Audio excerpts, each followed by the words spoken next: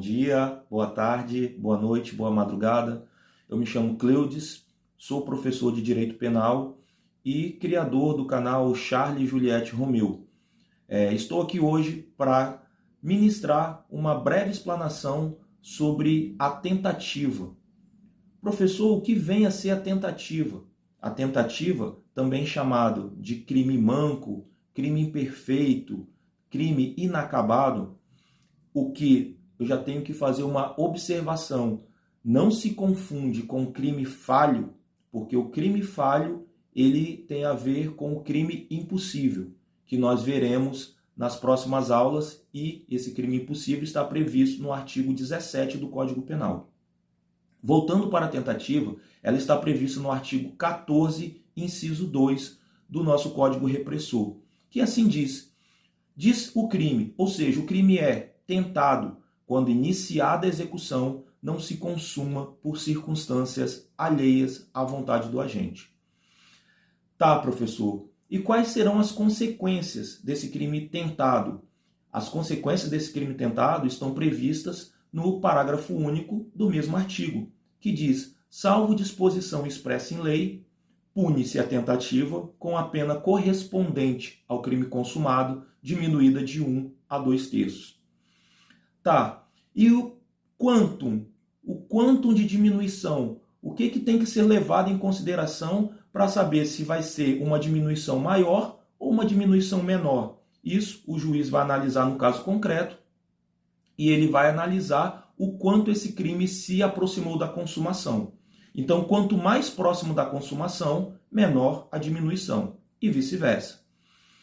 Tá, mas para que eu possa falar em tentativa, eu tenho que saber o caminho do crime, ou também chamado iter criminis, que ele nasce na cogitação, ou seja, no claustro psíquico do agente, depois ele parte para uma preparação, em seguida tem a execução.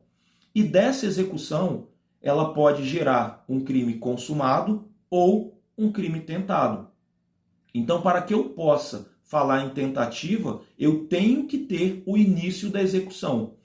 Tendo o início da execução e esse crime não se consumar por circunstâncias alheias à vontade do agente. Aí sim estaremos diante do artigo 14, inciso 2 do Código Penal. É importante ressaltar que existem crimes que não admitem a tentativa.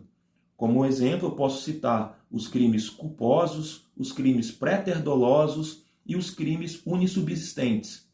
Cabe também a ressalva de que não é punível a tentativa de contravenção, conforme dispõe a Lei de Contravenções Penais. Outro ponto importante é um conceito doutrinário construído para tentativa em relação de crimes contra a vida. Por exemplo, o crime de homicídio. A doutrina classifica a tentativa como tentativa branca, aquela em que a vítima não é atingida, tentativa vermelha ou cruenta, na qual a vítima é atingida.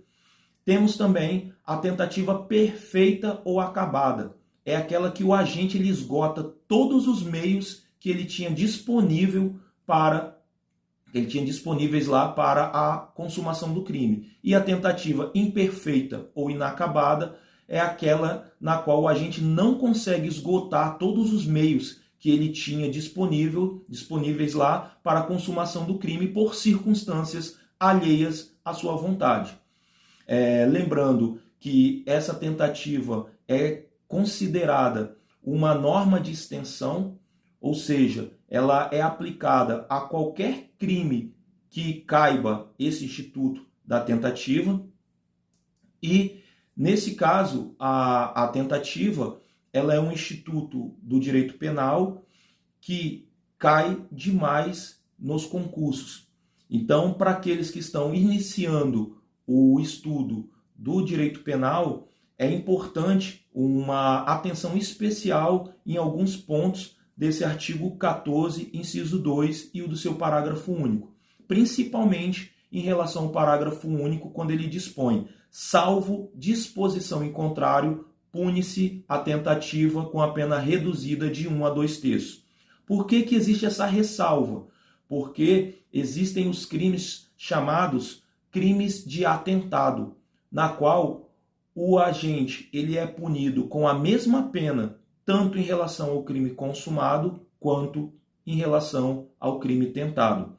Como exemplo, podemos citar o artigo 352 do nosso Código Penal. Espero ter ajudado os senhores com esse breve vídeo. Me coloco à disposição para solucionar eventuais dúvidas e peço que sigam o nosso canal no Instagram, Charlie Juliette Romeu, e também nos sigam lá no YouTube, o YouTube @prof.cleudesjr. Um abraço e até o próximo vídeo.